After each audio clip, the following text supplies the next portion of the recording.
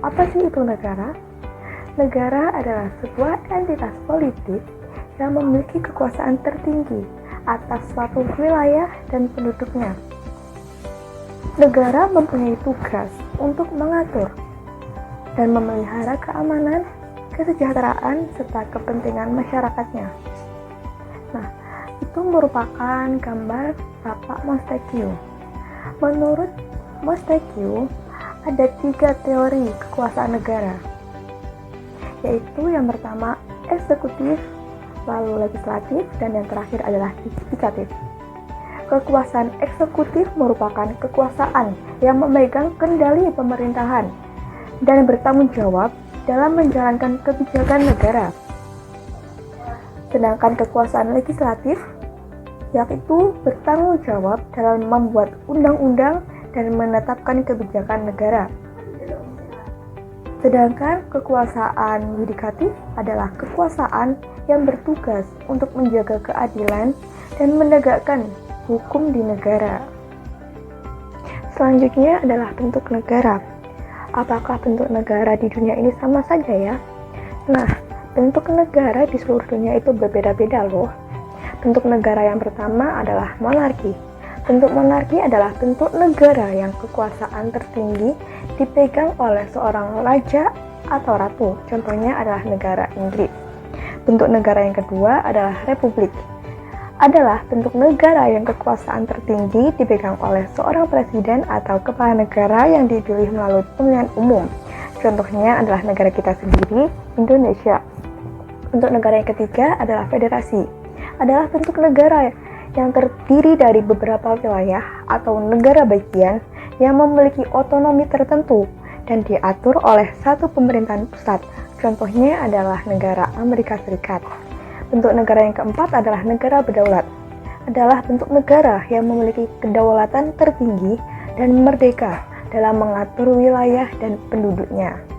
Contohnya adalah negara Palestina dan Vatikan. Unsur negara. Unsur yang harus ada dalam suatu negara adalah sebagai berikut. Yang pertama adalah penduduk.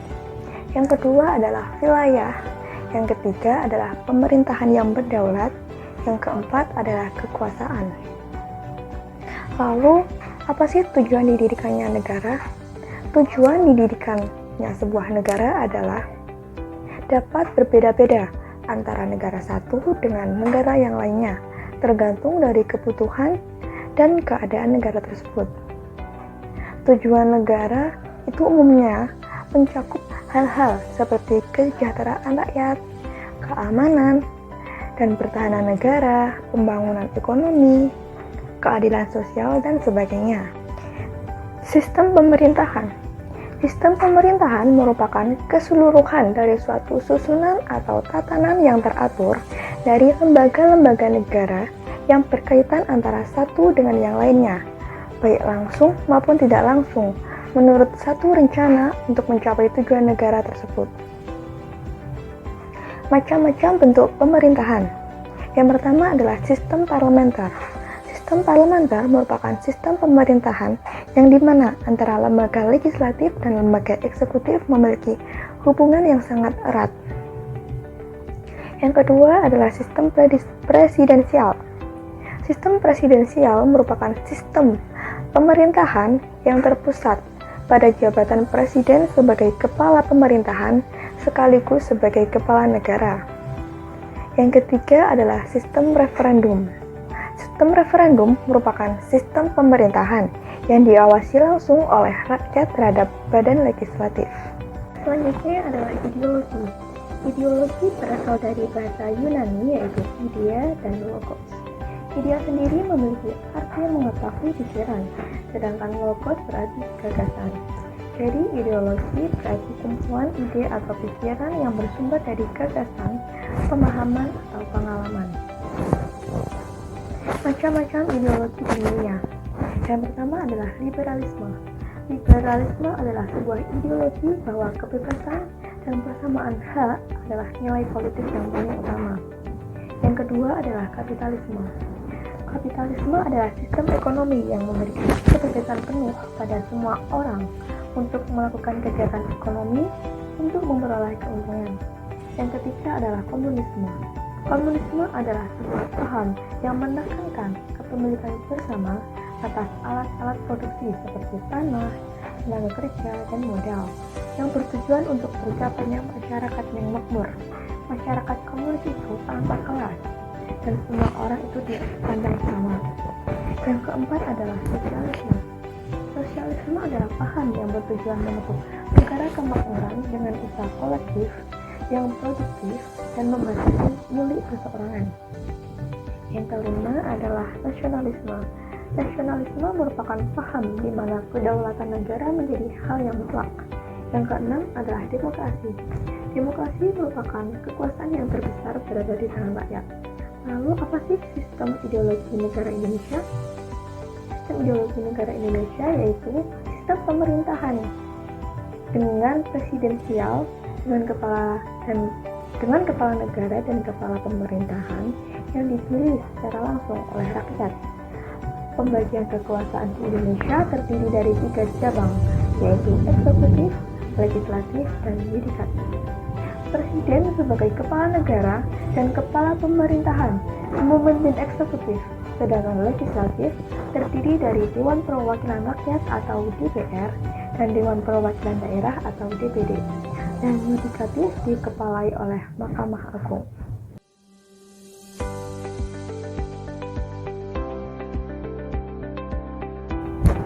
Pancasila merupakan ideologi dan dasar dari Negara Kesatuan Republik Indonesia yang menjadi sebuah acuan dari semua keputusan yang dihasilkan oleh bangsa Indonesia. Kata Pancasila berartikan 5 sila atau 5 dasar yang merupakan sebuah bahasa Sanskerta India.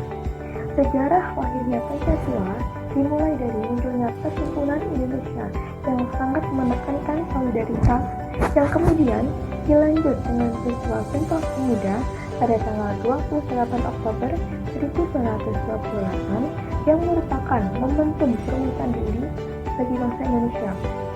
Hingga pada tanggal 29 Mei sampai 1 Juni 1945 diadakan sidang pertama Badan Penyelidikan Usaha-Usaha Persiapan Kemerdekaan atau BPUPKI yang membahas tentang gagasan tentang dasar negara. Ada 3 tokoh yang menyampaikan gagasannya mengenai dasar negara. Di antaranya adalah Muhammad Yamin pada tanggal 29 Mei 1945 mengusulkan pertama peri kebangsaan, kedua peri kemanusiaan, ketiga peri ketuhanan, keempat peri kerakyatan, dan kelima kesejahteraan rakyat. Selanjutnya adalah Mr. Supomo pada tanggal 31 Mei 1945 mengusulkan 1 persatuan, 2 kekeluargaan, 3 keseimbangan, 4 musyawarah, dan 5 keadilan rakyat. Dan terakhir adalah R. Soekarno pada tanggal 1 Juni 1945 mengusulkan 1 nasionalisme atau kebangsaan Indonesia, 2 internasionalisme atau peri kemanusiaan, 3 mufakat atau demokrasi, 4 kesejahteraan sosial, dan 5 ketuhanan yang berbudayaan. Setelah adanya beberapa persidangan oleh beberapa tokoh, akhirnya terbentuklah dasar negara Pancasila yang tercantum pada Undang-Undang Alinea keempat, yaitu sebagai berikut. Pancasila. 1. Ketuhanan yang Maha Esa. 2. Kemanusiaan yang adil dan beradab. 3. Persatuan Indonesia. 4. Kerakyatan yang dipimpin oleh hikmat kebijaksanaan dalam permusyawaratan perwakilan. 5. Keadilan sosial bagi seluruh rakyat Indonesia. Pengamalan Pancasila pada kehidupan sehari-hari. Pengamalan sila-sila Pancasila pada kehidupan sehari-hari sangatlah beragam, dimulai dari sila pertama yang mengimplementasikan sikap religius seperti taat beragama, sila kedua yang mengimplementasikan sikap kemanusiaan seperti tolong-menolong, sila ketiga yang mengimplementasikan sikap persatuan seperti gotong royong, sila keempat yang mengimplementasikan sikap musyawarah untuk mufakat, dan sila kelima tentang sikap adil.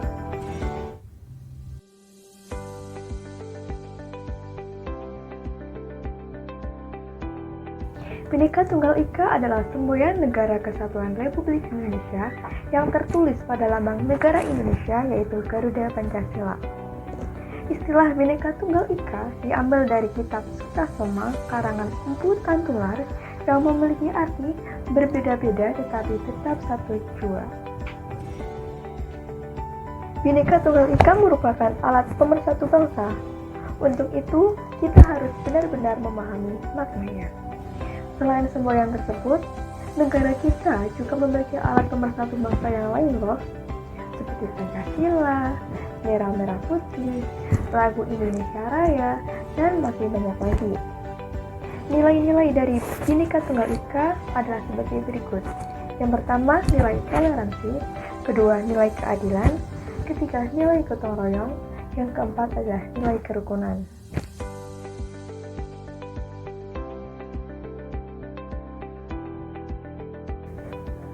Radikalisme adalah konsep sikap jiwa dalam mengusung perubahan.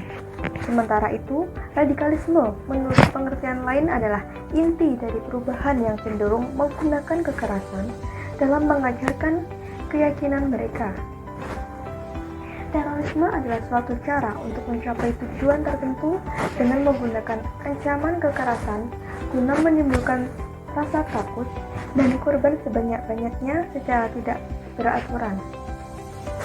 Faktor penyebab terjadinya radikalisme dan terorisme adalah sebagai berikut. Yang pertama adalah faktor pemikiran. Radikalisme muncul ketika sebuah individu mempunyai pemikiran bahwa segala sesuatu harus diubah atau harus sejalan dengan pemikiran mereka, walaupun itu menggunakan kekerasan. Yang kedua adalah faktor ekonomi. Manusia dalam keadaan membutuhkan atau terdesak, maka manusia tersebut akan berusaha untuk memenuhi kebutuhan hidupnya, meskipun itu melalui kekerasan atau pemaksaan. Yang ketiga adalah faktor politik.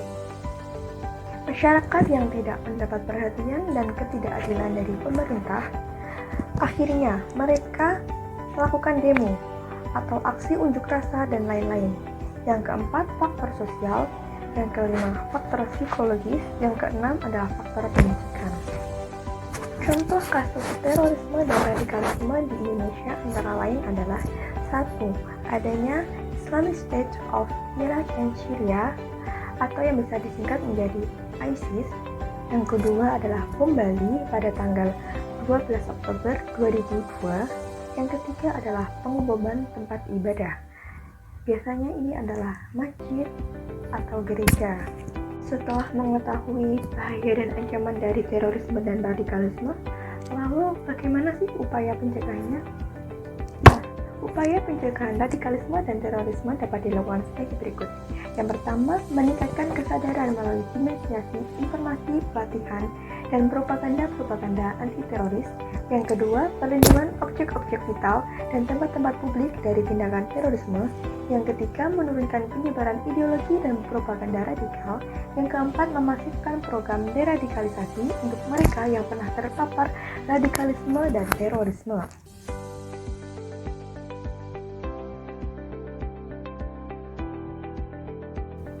Dalam praktik ketatanegaraan Negara Republik Indonesia, pengertian konstitusi adalah hukum dasar yang dijadikan pegangan dalam penyelenggaraan negara. Menurut I Gede Dewa Atmaja, fungsi konstitusi adalah sebagai berikut. 1. Untuk memberikan pembatasan kepada kekuasaan suatu pemerintahan. 2. Sebagai piagam atas lahirnya suatu negara. 3. Sebagai sumber hukum tertinggi. 4. Sebagai identitas nasional dan lembaga negara. Perkembangan konstitusi di Indonesia. Pertama, periode berlakunya Undang-Undang Dasar 1945 pada tanggal 18 Agustus 1945 sampai tanggal 27 Desember 1949. Yang kedua, periode berlakunya Undang-Undang Dasar Republik Indonesia Serikat atau RIS pada tanggal 27 Desember 1949 sampai 17 Agustus 1950. Yang ketiga, periode berlakunya Undang-Undang Dasar Sementara 1950 pada tanggal 17 Agustus 1950 sampai 5 Juli 1959. Yang keempat, periode berlakunya kembali Undang-Undang Dasar 1945 pada tanggal 5 Juli 1959 sampai 19 Oktober 1999.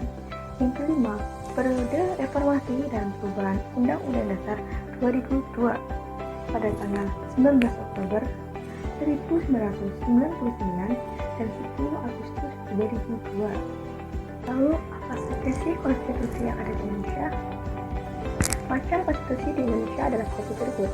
1. Konstitusi tertulis adalah aturan-aturan pokok dasar negara dan tata negara serta aturan dasar lainnya yang mengatur kehidupan suatu bangsa di dalam hukum negara tersebut. Yang kedua adalah konstitusi tidak tertulis atau konvensi. Adalah konstitusi berupa kebiasaan ketatanegaraan yang sering timbul, seperti pidato dari Pak Presiden. Jenis dan hierarki peraturan perundang-undangan yang berlaku di Republik Indonesia adalah 1. Undang-Undang Dasar Negara Republik Indonesia tahun 1945, 2. Ketetapan MPR, 3. Undang-Undang atau Perpu, 4. Peraturan Presiden, 5. Peraturan daerah provinsi, dan terakhir adalah peraturan daerah kabupaten atau kota.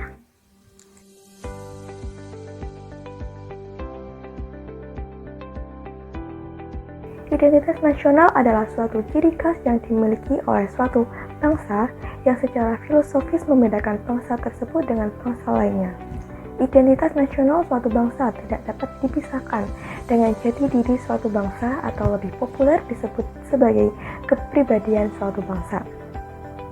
Identitas meliputi nilai, norma, dan simbol ekspresi sebagai ikatan sosial untuk membangun solidaritas dan kohesivitas sosial, untuk menghadapi kekuatan luar yang menjadi simbol ekspresi tindakan pada masa lalu, sekarang, dan mendatang. Unsur-unsur pembentuk identitas yaitu suku bangsa, agama, kebudayaan, dan bahasa. Bentuk identitas nasional Indonesia yaitu bendera negara sang merah putih, bahasa negara, lagu kebangsaan Indonesia Raya, burung Garuda sebagai lambang negara, Bhinneka Tunggal Ika sebagai semboyan negara, Pancasila sebagai dasar falsafat negara, Undang-Undang Dasar 1945 sebagai konstitusi atau hukum dasar negara. Bentuk negara adalah kesatuan Republik Indonesia yang berkedaulatan rakyat dan berkebudayaan daerah. Tantangan terhadap identitas nasional Indonesia adalah seperti adanya hedonisme, hilangnya sikap gotong royong, memudarnya rasa nasionalisme dan patriotisme, dan tentunya sikap sopan santun. Lantas bagaimana upayanya? Upaya yang dapat dilakukan dalam mempertahankan identitas nasional yaitu menerapkan nilai-nilai yang terkandung di dalam Pancasila pada kehidupan sehari-hari, menanamkan rasa cinta tanah air dan nasionalisme, mengutamakan sikap persatuan dan kesatuan, serta memanfaatkan situs jejaring sosial dengan tepat.